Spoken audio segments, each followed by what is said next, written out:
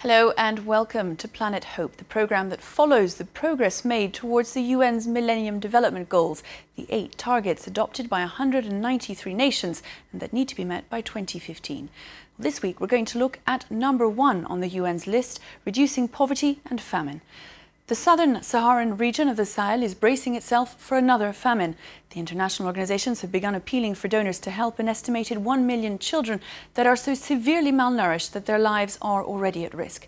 Well, France 24 travelled to Chad, to the desert region of Kanem. This report from Audrey Racine, Johan Baudin and Stephen Carroll.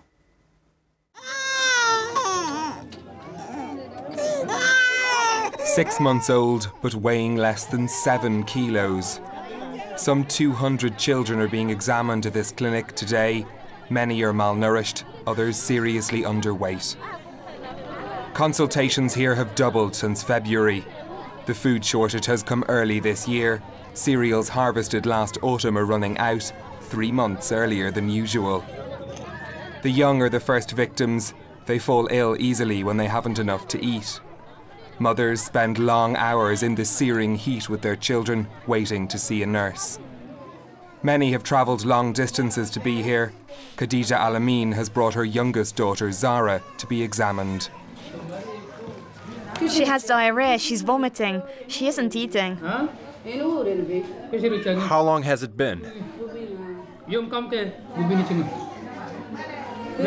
6 days. She's been ill for 6 days. When children finally get to see a doctor, it may sometimes be too late. Some of them will already have been brought to see traditional healers. What's that?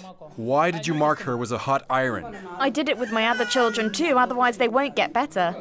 Even more than a lack of food, scarring and mutilation can put infants' lives in danger. Nearly 1 in 5 children in Chad will die before they reach their 5th birthday, one of the highest child mortality rates in the world. Zara's condition worries the head of this centre. She hasn't put on any weight in 8 weeks. Why don't you want to bring her to the hospital? I have other children, and there's nobody to look after them. If there was someone, fine, but I have to feed them every morning and evening and take them to school. I can't put her in hospital. There are many like Khadija who will refuse to hospitalise their children. She leaves with some medicine and an oral prescription which she has to remember. Few here know how to read. In the poverty-stricken desert region of Kanem in western Chad, there are efforts underway to change the way people think about healthcare. Well, ladies and gentlemen, hello. Now our programme about nutrition.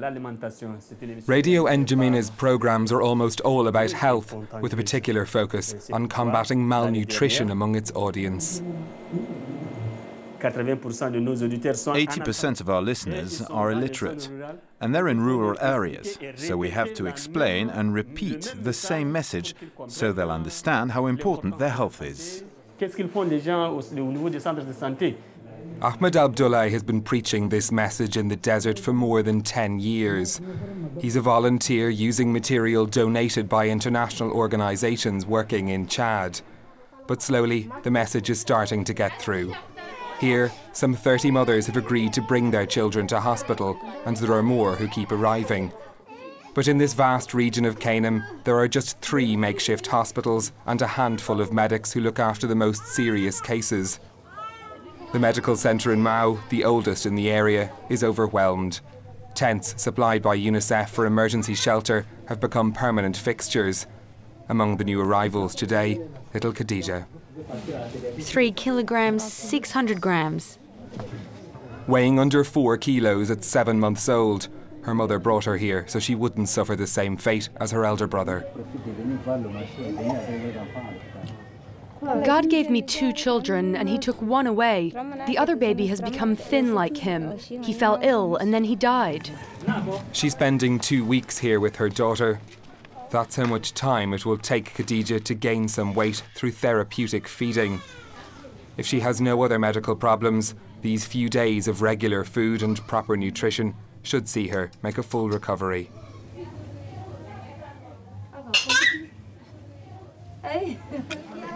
Far from the hospital, Zara, the little girl who'd been branded with a hot iron, has come home. Her mother wasn't convinced to take her daughter to hospital. But from her appointment with the doctor, she's been given plenty of food rations rich in vitamins and minerals. Called Plumpy Nut, it's well known here as a means of helping children gain weight. With these sachets, Zara can eat for a week. Not so for the rest of the family. This grain is all that Khadija has left to feed her 3 other children. There's enough here for 2 meals. And for now, no money to refill the store. At the market, there's plenty of choice if you have money to spend. Lots of tomatoes, okra and grain, the basis of all meals in this region. How much for the bowl of this? The bowl? 800 francs. How much? 800 francs. That's the equivalent of €1.20, far too expensive for Khadija. Too much, in fact, for most families in Chad. The average income here is just €33 a month. When cereals started to run short, they tripled in price. A long drought meant the last harvest was a poor one. It's estimated that grain production in Chad fell by more than a quarter compared to the previous year. The government and international organisations were put on alert. They now fear a famine this summer. To fight the rising cost of food, the charity Action Against Hunger has created grain banks in the Kanem region. This one, in Chile, has been here for 3 months. The beautiful bank. Today, the contents are being inspected. The sacks can't stay on the ground. It's not good for storing grain. The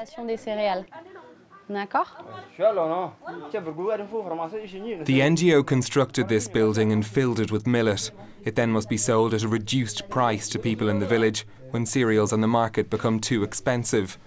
With the money raised, the people of Chile will buy food at its cheapest during the harvest. It's a way of curtailing speculation on food prices. From this first stock, and we hope that the next harvest will be better than last year's, it gives them the capacity to refill the store themselves or even increase it. It's a long-term strategy, but the next harvest is in September, a long way off. Following the NGO's recommendations to wait and save the supplies won't be easy. We are very worried at the moment.